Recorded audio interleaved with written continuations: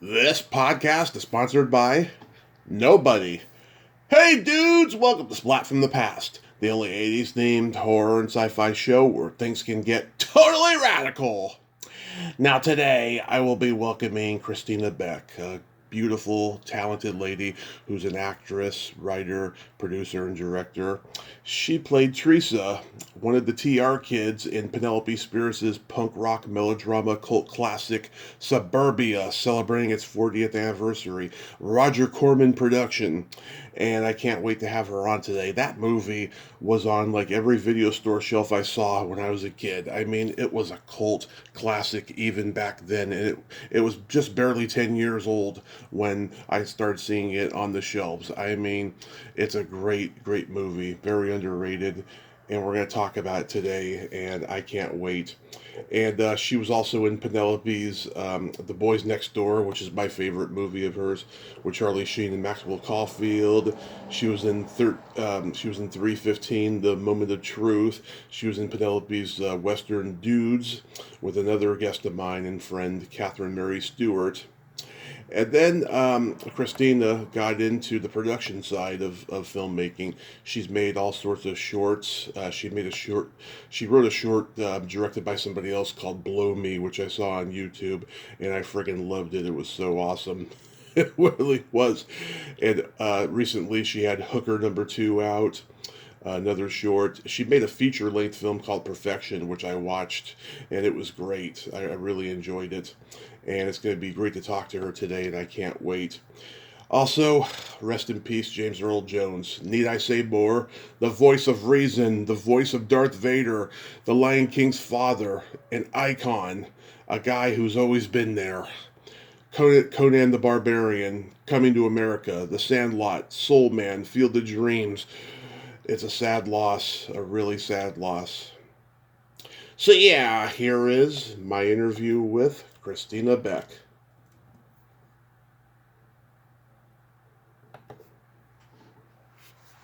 Hey Christina, welcome to the show. How are you today? Good. I'm good, thanks. How are you doing? I am fabulous. I can't tell you what a great honor this is. Thank you so much for taking the time today. Oh, that's so sweet. Well, I hope you can hear me all right. We're at the tail end of a heat wave, and I have a rather loud and large air conditioning unit here. So, how's the sound? It's great. I can't hear anything related to air. Okay. All right. Well, just wanted to clarify that. So, going back in time, did you gravitate toward acting early on in your childhood? Yes, absolutely. Well, I'm a cinephile from the gate. I always loved movies, just as far back as I can remember. Mm-hmm. And growing up in Los Angeles, more specifically in the San Fernando Valley, there was a place on Ventura Boulevard called the American National Academy of Performing Arts, and that's a mouthful. And I started studying acting there when I was about 9 years old with a wonderful teacher. His name was Francis Lederer, who later I found out was actually a silent movie star back in the day, way back in the day. He was in Pandora's Box, and he played opposite Louise Brooks.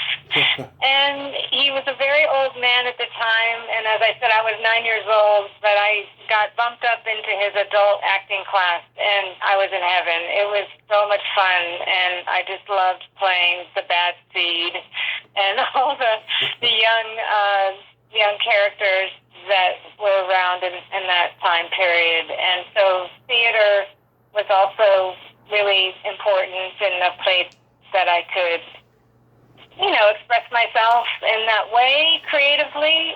But as I said, I've always loved movies, so that was the minute I could get involved in anything. I was in a commercial with my brother when I was probably about 5 and he was 8 years old, and that was super fun. I totally loved being in front of a camera, and my parents were in the business, so I also was used to being on film sets and things like that. Oh yeah, what did your parents do? My father was an actor. He was in a lot of westerns. He was a reoccurring kind of bad guy on Bonanza. Oh, what was his name? His name is James Beck. That sounds familiar, actually. Well, yeah, I mean, if he's on IMDb, but he had a contract at Universal, so he did a lot of things over there. He was on a couple Alfred Hitchcock Presents, and yeah, so, it's kind of around it from him, but also later my mother works behind the camera. Behind the camera as a hairstylist. So she worked in film in the beginning. I think like her very first film was that she worked on was Raging Bull. Oh, yeah. Believe it or not. Yeah, because she had this story. She was so nervous, and she was holding a mirror up to Robert De Niro, and she said, "I was shaking. I was shaking." But then she went on to become quite a veteran. She worked on Seinfeld and TV till she retired.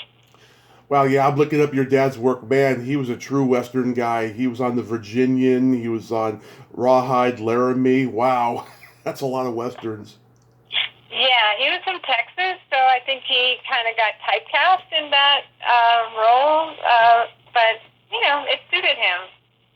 Absolutely. If you don't have ambitions to be a star, why fight it? If people see you a certain way, go for it. Well, and funny enough, I don't know how big his ambition was. He literally came out here from Texas in the 1950s, Mm-hmm. had a great look, and he just kind of stumbled into a couple things. And so, yeah, he was sort of the not reluctant actor. He liked it okay, and it was obviously, it was great financially for a little while, but he really loved writing more, and he wanted to do that as a screenwriter, but never really got to. So It's always a mixed bag, Sometimes the things that come easy don't seem like enough.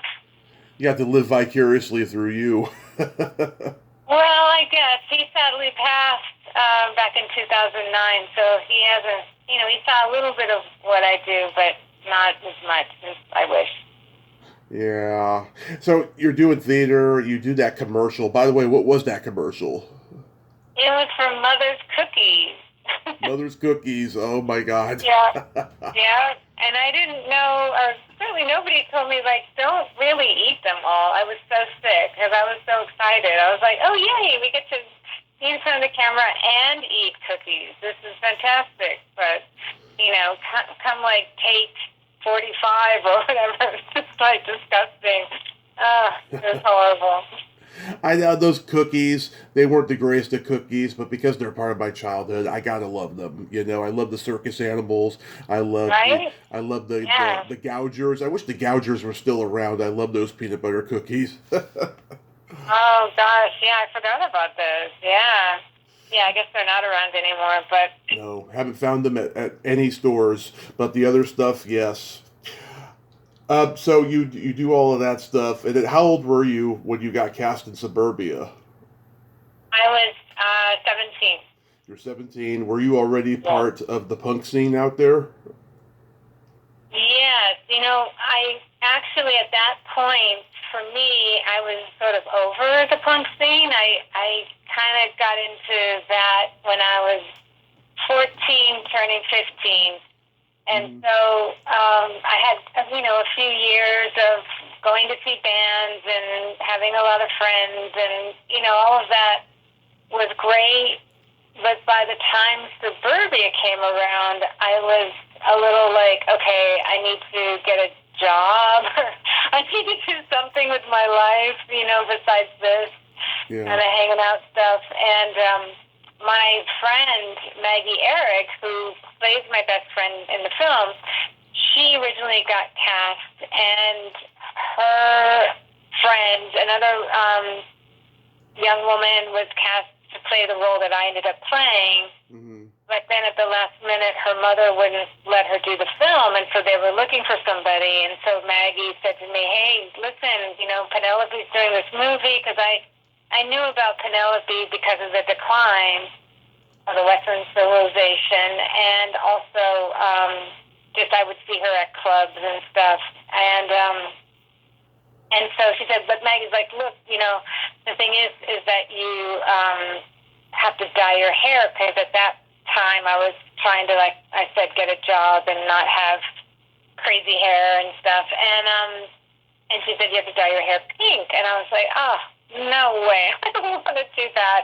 That sounds horrible. And eventually she kind of talked me into it, and we went to meet with Penelope, and it was technically the first rehearsal, so we were doing a read-through of the script, and I didn't really know if I got the part. I just literally showed up, and everyone else that was already in the cast was there, and we went through the whole script, and afterwards I remember saying to Penelope, I'm like, so does this mean I have the part? And she looked at me and she's like, duh. And I'm like, oh, okay. So yeah, that's how that started. But yeah, it was super fun. It was a great experience for sure. Yeah, Penelope was coming off of the decline of Western civilization, so I'm sure you realized what a genius she was right away. Yes.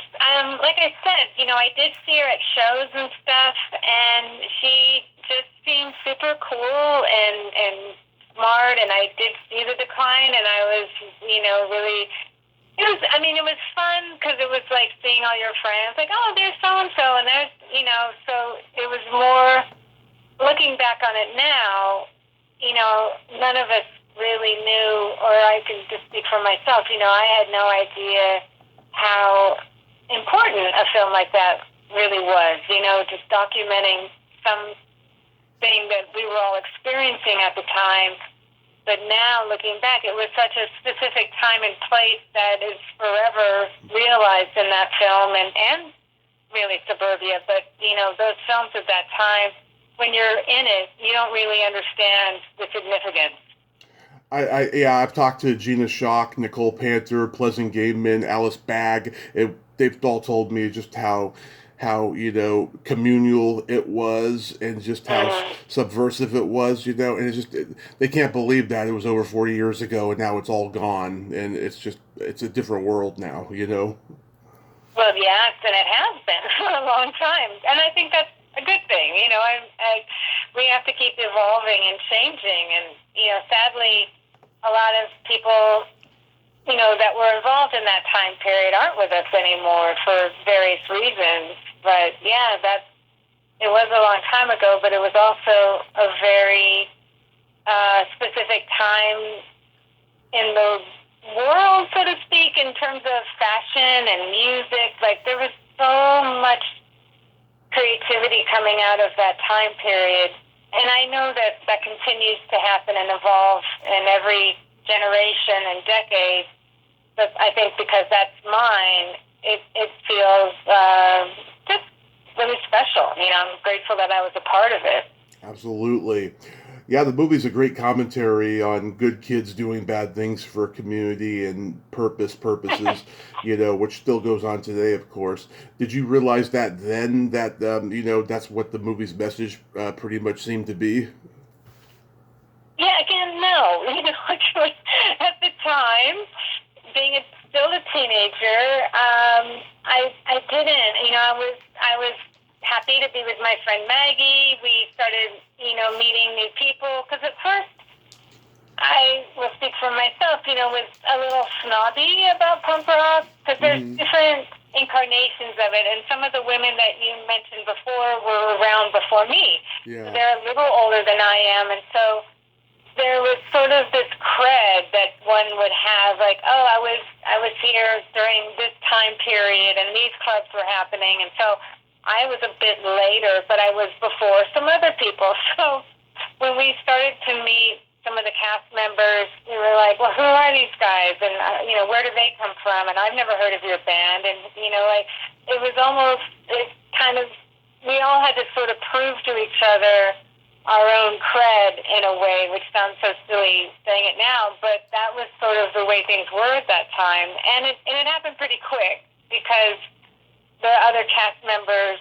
were really wonderful people that I'm still dear friends with today. Like those relationships, we really bonded in that time period and through that experience. And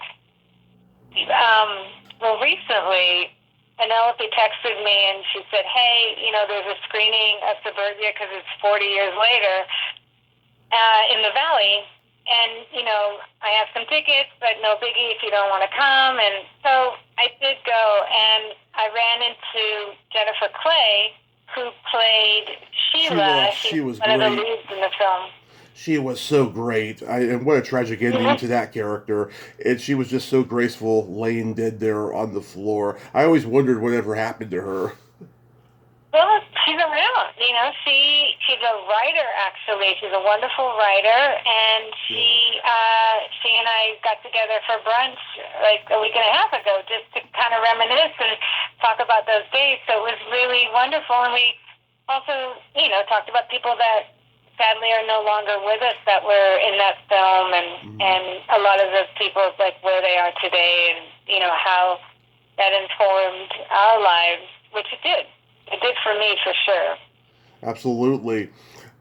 Yeah, I mean, God, that scene where with Flea and the eggs in the liquor store, it has me on the floor every time I see it. It's so funny. He was great at it. Chris Peterson, of course, he had a career afterwards with Platoon and Twin Peaks. Bill Coyne was great as Evan, the lead, and stuff. I mean, it was well casted, I thought.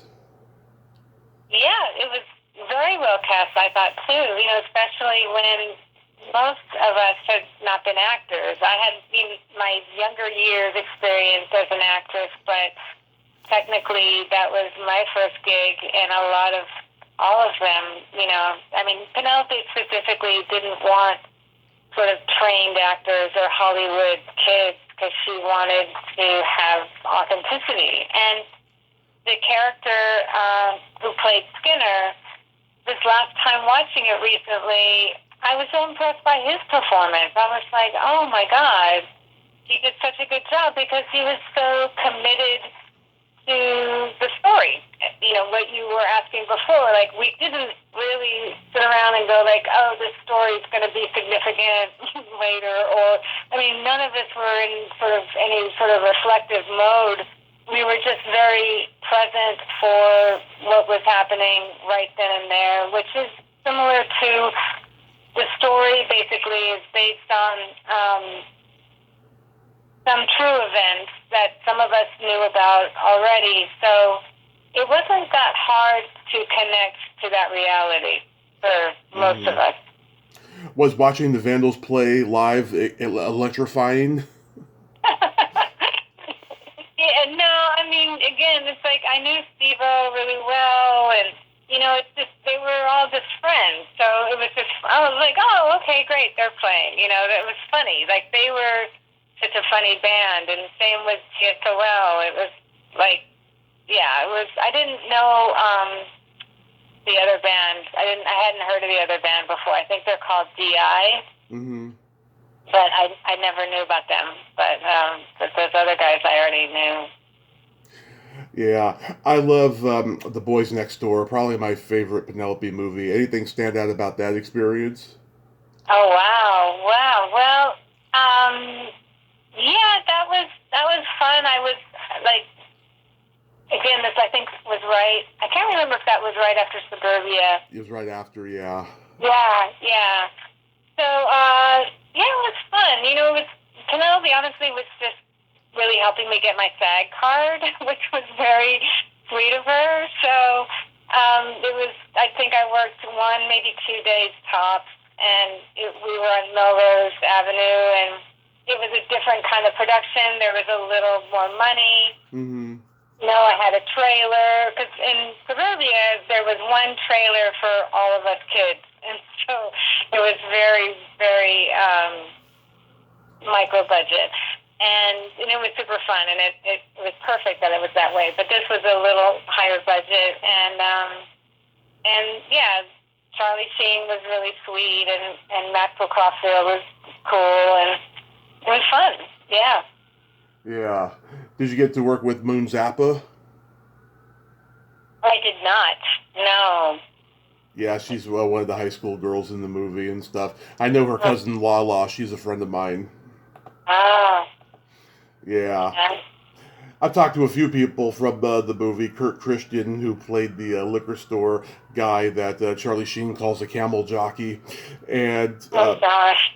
Hank Garrett, who's one of the cops with Christopher McDonald. When I brought this movie up to him, he didn't want to talk about it. Wow. But he was Well, very, listen, I mean, yeah.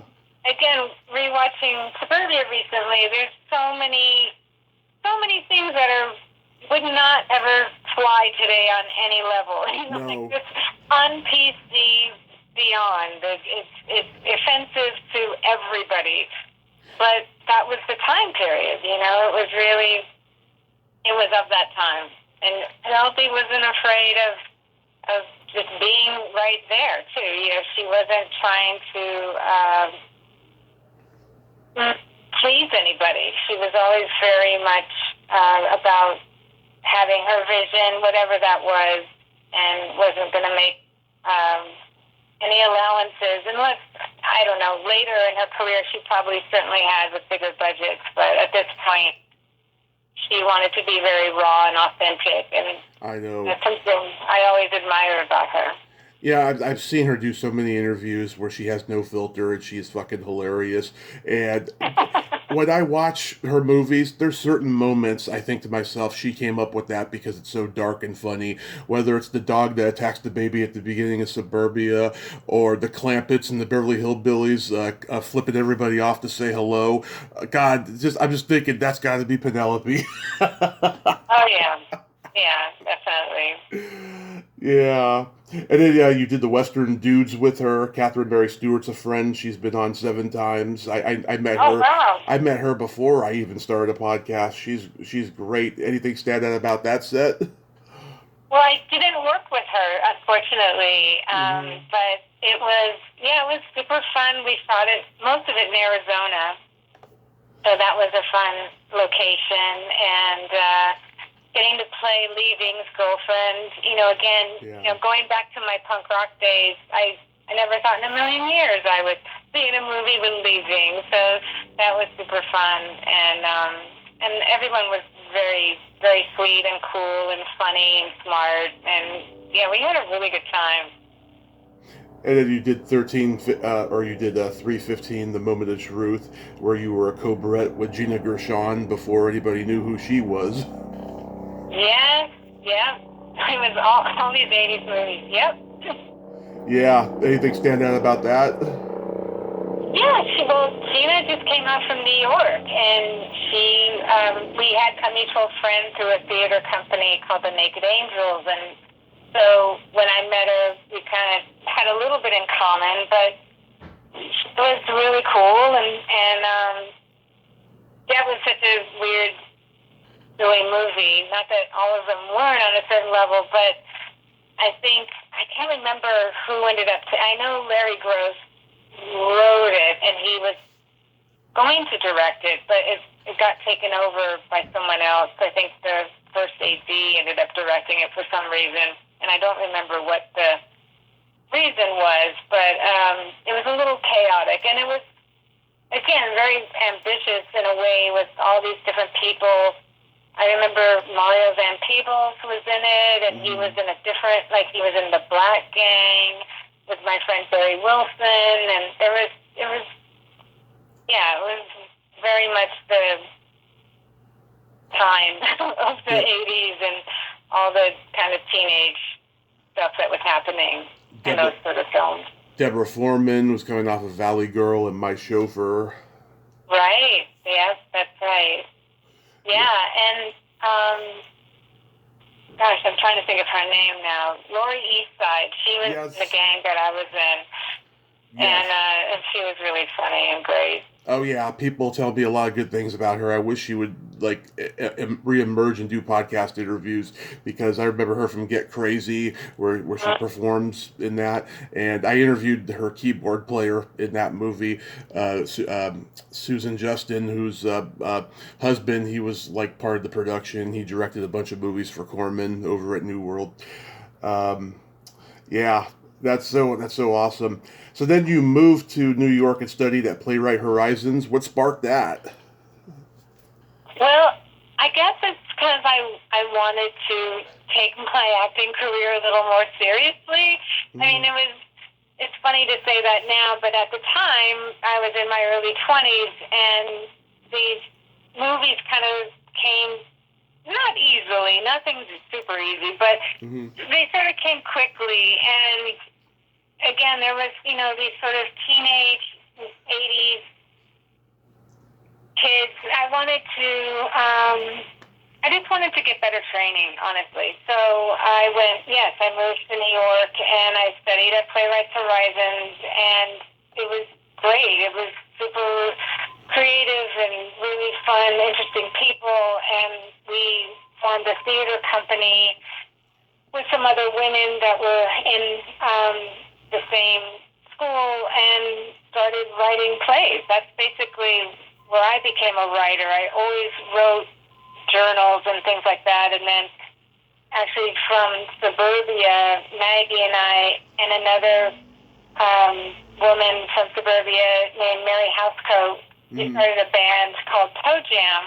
Yeah. And so we were writing songs and stuff, but I had never written a full-length play before, so I did that, and then I ended up moving back to LA to do that play and continued to write and direct theater for a while. What your theater company? What was it called? Copow Productions. Yes, Power of Women. Yeah, So that was in L.A. that was in New York, but Oh, then I came to LA, and my first full-length play was called Truth or Consequences. and was it a drama? No, actually, it was a musical. We had a live band on stage, and we also shot video footage that we would project on stage along with a live theater. So it was a dramatic musical. Did the music have a punk rock edge to it? Oh, absolutely. Well, what happened was, so I met Flea back from Suburbia, and one of his best friends, his name is Tree. Mm-hmm. It's actually Keith Berry, but he goes by Tree. And he, Tree, is he a comedian? Is he like a tall bald guy? no, he's not a comedian. He's a Oh, musician. okay, sorry. That's okay. Yeah, so Tree started composing some music, and what we did was, we took some punk rock songs and sort of turned them into lounge songs, and this was now the 90s, so the lounge singer was sort of a thing at the time, and the lead actor in the play, his name was Manny Chevrolet, and so he was in a band that did that kind of music, so we sort of incorporated some of that, and along with the wonderful Jane Cotillion, who played my mother, Mm-hmm. and in the play, and so they would sing songs like Circle Jerk songs or Jimi Hendrix songs, but very slowed down into a jazzy sort of lounge mode. Yeah, that's awesome. So what made you get into making short films?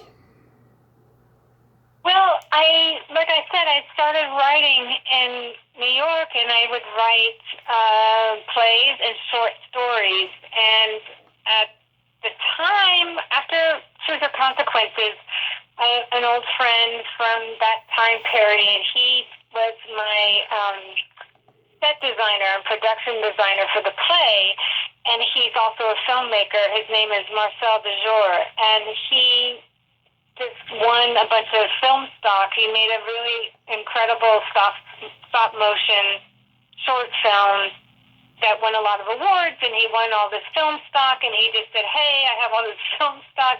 Do you have anything you want to shoot? Do you have any writing? And at that point, I was writing some short stories, and so, yeah, sure. So I basically started with him as its director, and then one of the stories that we did, the other lead in it was just myself and someone named Mark Sobel, who was also a film editor during the day. So he ended up editing this short that we made.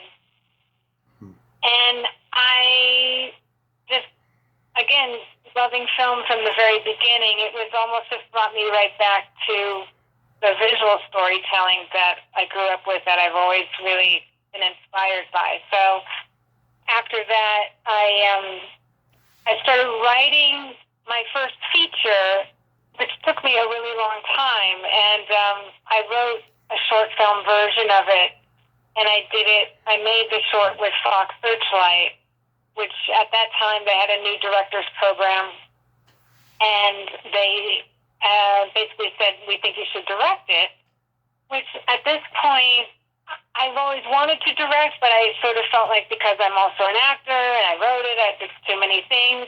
Mm-hmm. And what I ended up finding was that it actually was a perfect fit, because I was right in the middle of everything, of the story, of what I knew what I wanted visually, I knew what I wanted musically, every aspect of the production design to the casting. I had a very strong vision, and after making a few shorts with some other directors, instead of butting heads with them, I decided that I was going to step into that role myself, and I kind of never looked back. But from that experience, I really learned a lot, and I learned mostly that my vision is bigger than just an actress or just a writer or just a director. All of those things together felt really complete. And it's a weird thing, because I don't know if it's being a woman, a lot of times at festivals people ask this question, like, how can you do all three things? And people do it all the time, by the way, and It wasn't really until I saw Barbara Loden's film Wanda. I don't know if you are familiar with her. I've heard the name. Well, she was married to Elia Kazan back in the day, and this film that she made is from 1970. It's an amazing film. You should check it out.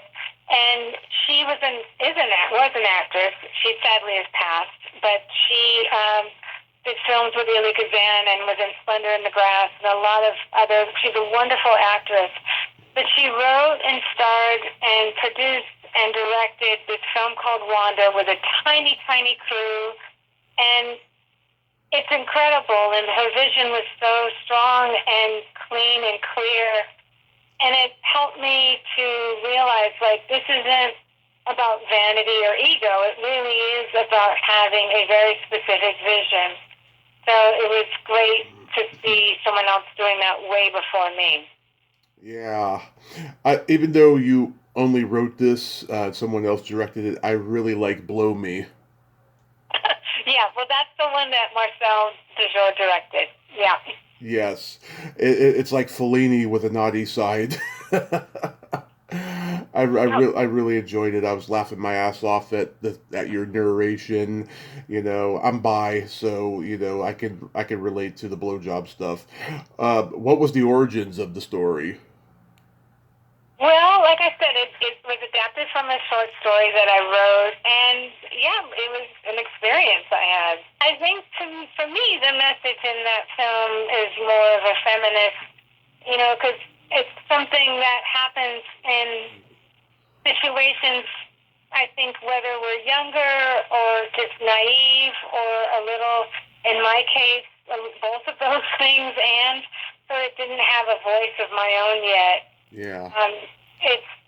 It's not necessarily the act itself. It really is everything around it, and how do we take care of ourselves? And, that character has the alter ego who basically says to her, hey, you don't have to do this. He's a nice guy, but you can split any time. And, I find that with film, especially, we can show these things, or obviously we don't get into the graphics of that particular act, but the emotional intention and the feelings and the disconnect is something that I think becomes a theme in a lot of my work, because I enjoy exploring what it's like to go from one point of view into another through that shared experience.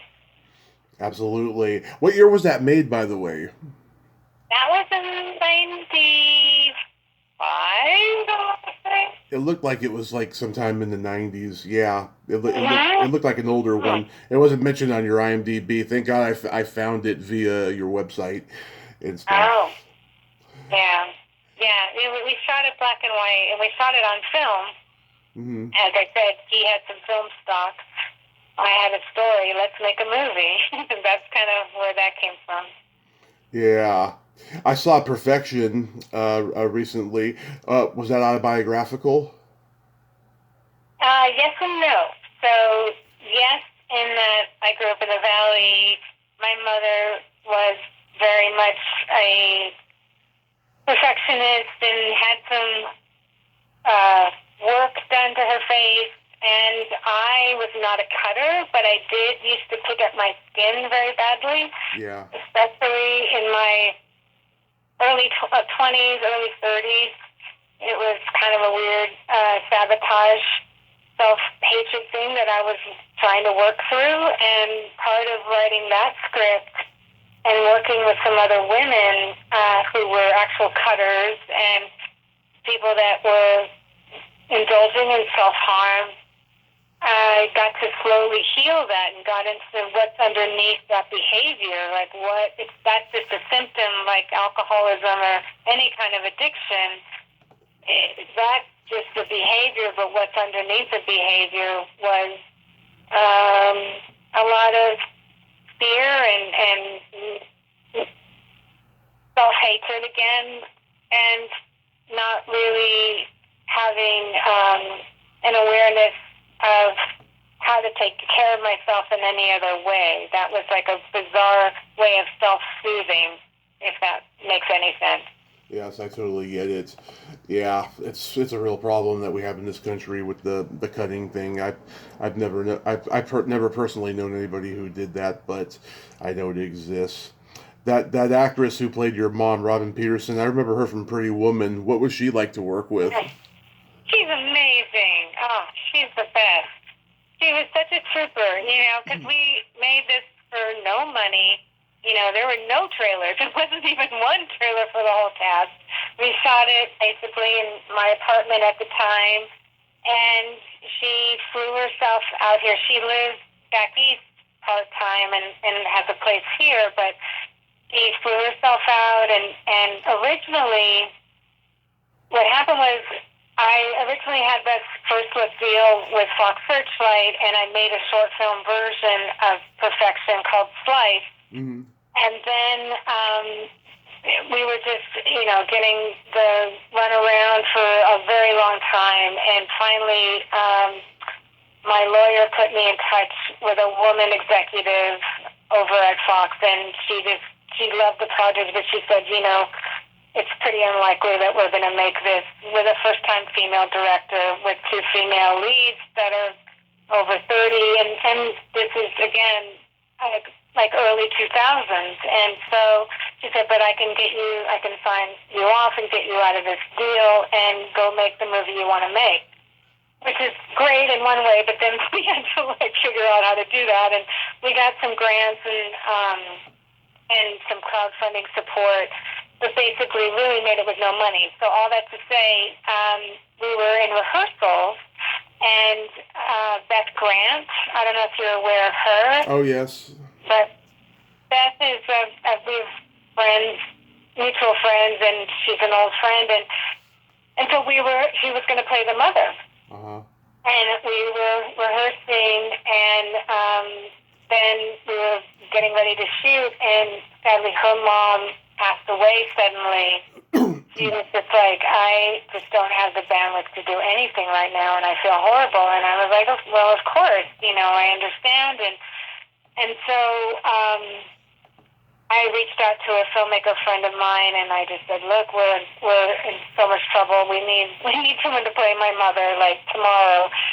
And my friend Alan Howard said, well, a good friend of mine, Robin Peterson, she's wonderful, and I think she's in town, and maybe you guys can meet. And my producer Annette Murphy and I met Robin in Beverly Hills for coffee, and we just fell in love with her. And you know, she's very different than my mom in the way that I wrote the script, because my mother was definitely more of a sort of Blanche Dubois type character, little softer.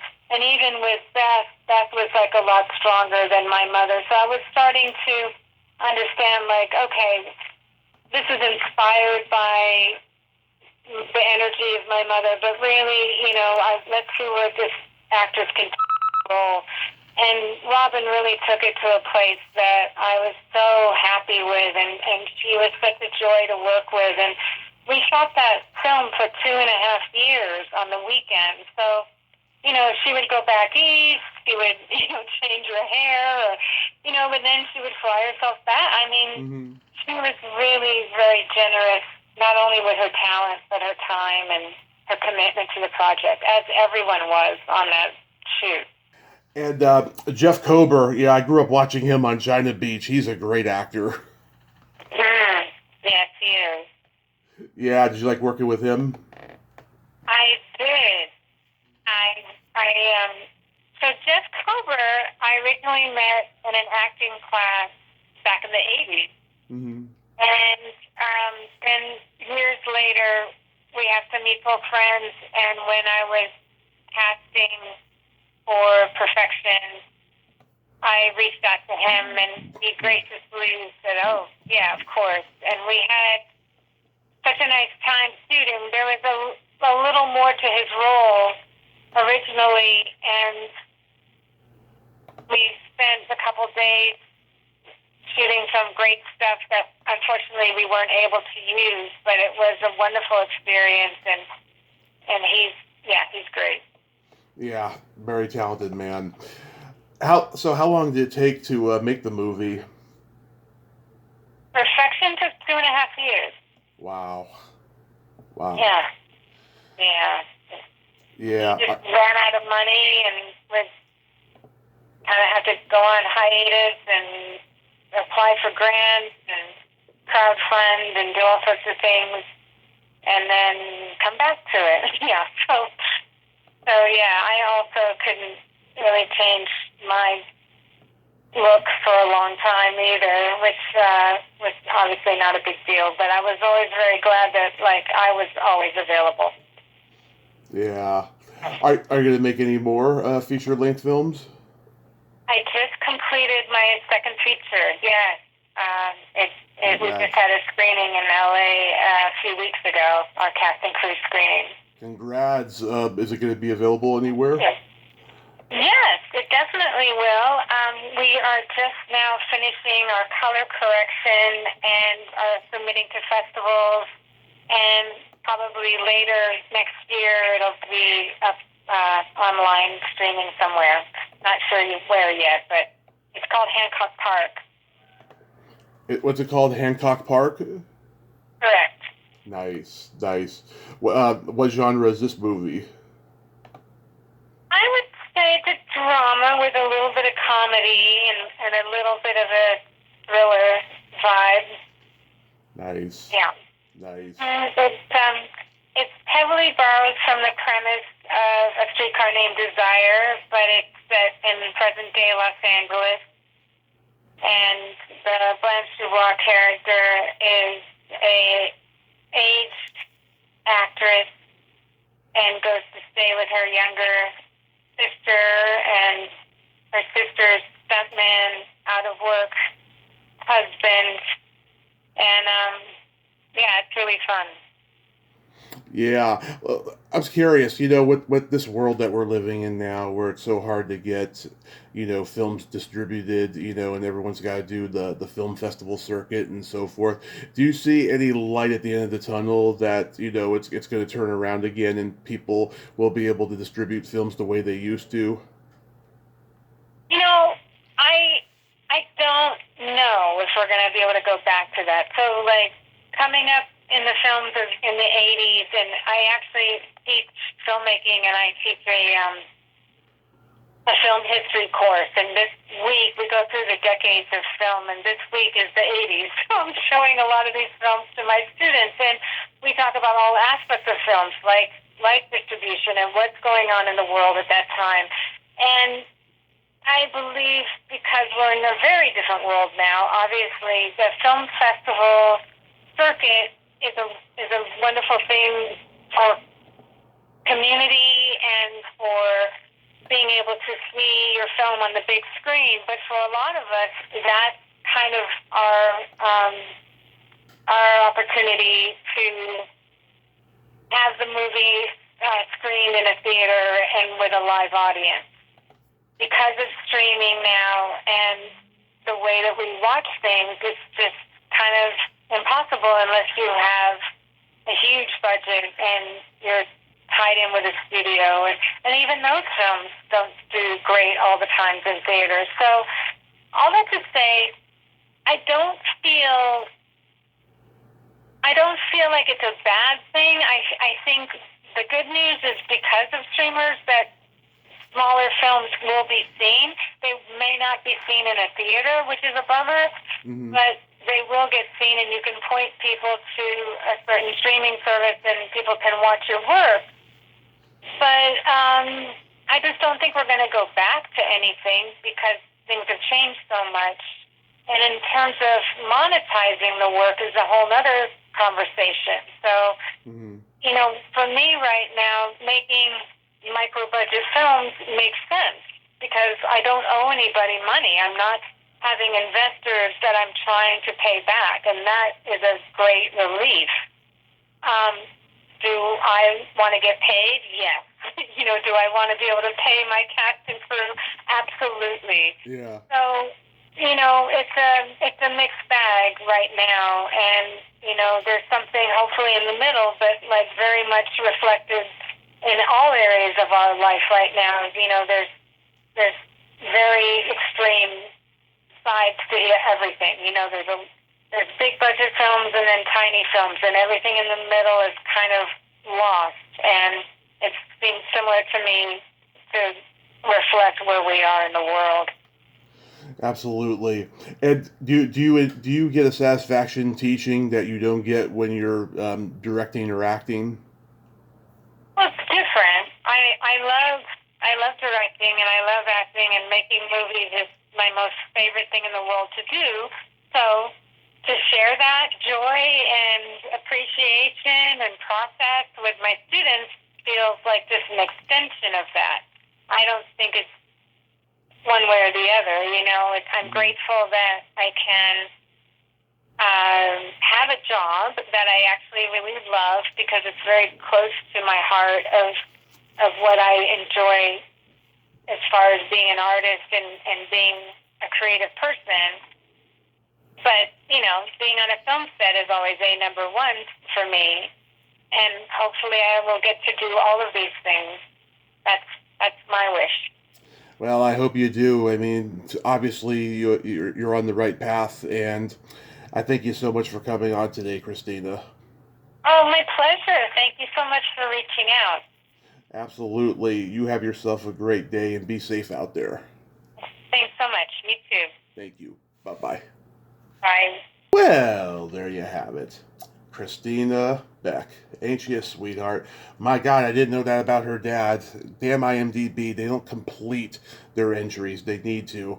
But it was great having that talk, and I'm glad she's still passionate about what she does. And yeah, go check out her films online. They are fascinating. Well, until next time, this is Tommy Throwback Kovac saying there's no shame in living in the past because the present sucks. Later, dudes!